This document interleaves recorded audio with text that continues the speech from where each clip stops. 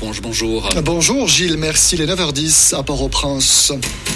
L'ensemble des pouvoirs concentrés dans les mains d'un seul homme, voilà le risque que représente le projet de nouvelle constitution d'après l'ex-parlementaire haïtien Géry Tardieu. Son point de vue dans un instant.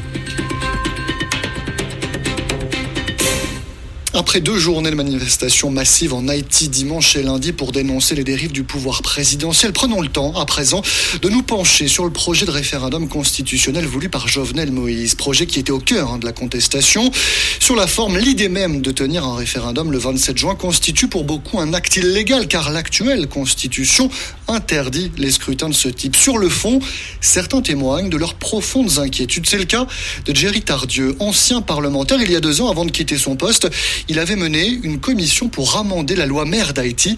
Il est au micro d'Amélie Baron. Les choix qui avaient été faits par la Constituante de 1987 nous avaient fait sortir d'une dictature présidentielle pour tomber vers une dictature parlementaire avec beaucoup de pouvoirs mis entre les mains du Parlement pour édenter la présidence. La commission spéciale sur l'amendement de la Constitution que je présidais à la Chambre des députés avait l'ambition de rééquilibrer les pouvoirs. Cependant, nous constatons aujourd'hui une velléité de Jovenel Moïse de doter le pays d'une nouvelle constitution qui va nous faire retourner à la case départ. C'est une constitution qui met tous les pouvoirs de nouveau entre les mains d'un exécutif hyper puissant au détriment des 2 autres pouvoirs qui sont les pouvoirs législatifs et judiciaires. Notamment, effectivement, sur le pouvoir judiciaire, les juges sont nommés directement par le pouvoir exécutif. Donc il y a une sorte de vassalisation du pouvoir judiciaire. Effectivement, cette vassalisation elle est palpable dans le fait que cette nouvelle proposition n'offre pas au pouvoir judiciaire la possibilité d'être partie prenante de la nomination des juges. Il y a encore d'autres aspects pour le moins difficiles à comprendre. La Cour supérieure des comptes et du contentieux administratif, qui se doit être un organe pouvant nous assurer d'une certaine reddition de comptes, en est réduit à peau de chagrin. Donc ça c'est au niveau du pouvoir judiciaire. Au niveau du pouvoir législatif, le Sénat est éliminé. Donc la Chambre est monocamérale et elle n'a plus l'attribution de pouvoir légiférer sur tous les thèmes d'intérêt public.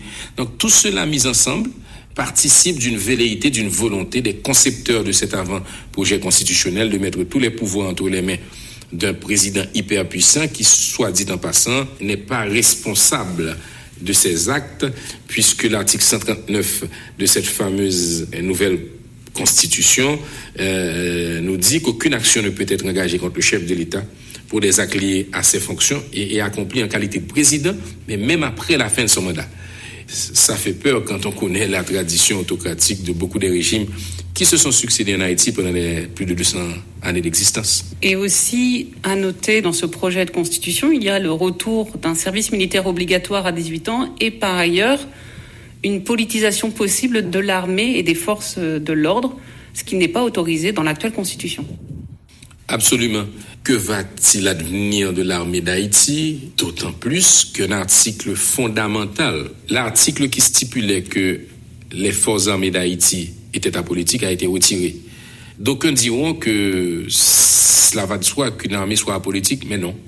Il se trouve qu'en Haïti particulièrement, il faut que cet article soit dans la Constitution parce que, au regard de notre histoire récente et même celle qui a jalonné la vie de ce pays, on peut facilement imaginer un autocrate, un dictateur, dans les 10, 15, 20, 50 prochaines années, demander à l'armée d'Haïti de prêter allégeance au pouvoir ou au parti au pouvoir.